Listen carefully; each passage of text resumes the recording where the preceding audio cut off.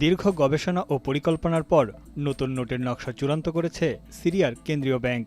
নোটগুলোতে স্থান পেয়েছে সিরিয়ার প্রাকৃতিক বৈশিষ্ট্য এবং কৃষিপ্রধান ঐতিহ্যের স্মারক।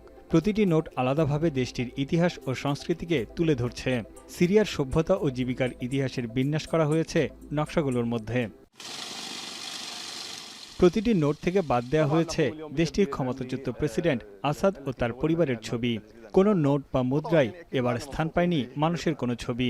নোটের গায়ে খচিত প্রতিটি রেখা ও চিত্র সেই দেশের আত্মপরিচয়কে বিশ্ব দরবারে তুলে ধরেছে। বছরের শুরুতেই সিরিয়া পাউন্ডের নতুন নোট ব্যবহার শুরু করেছে বাসিন্দারা। পাউন্ডের মান বৃদ্ধি ও জনসাধারণের আস্থা পুনরুদ্ধারে পুরনো নোটের তুলনায় নতুন নোটে 2টি করে শূন্য কমিয়ে দেওয়া হয়েছে, যা নিয়ে বাসিন্দাদের মধ্যে দেখা দিয়েছে বিভ্রান্তি। فرق كتير كبير. أول شيء إذا في تعامل بالعملة القديمة شهروا شوي لا ياخذوا عليها. هلا في ناس بتخربط، هلا بعض محلات فت عليها بتلاقي كاتبين بالوطني يعني بالسوري القديمة। নতুন মুদ্রা সিরিয়া পাউন্ড দেশটির মুদ্রাস্ফীতি আরও বাড়িয়ে দিতে পারে বলে আশঙ্কা করছেন ব্যাংকাররা। যদিও সিরিয়ার কেন্দ্রীয় ব্যাংক বলছে মসৃণ ও সুশৃঙ্খল বিনিময়ের মাধ্যম হয়ে উঠবে নতুন নোটের প্রচলন।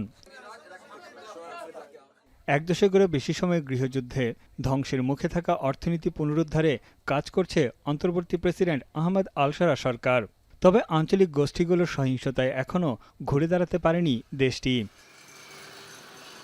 তানভীর জনি, এখন বিশ্ব।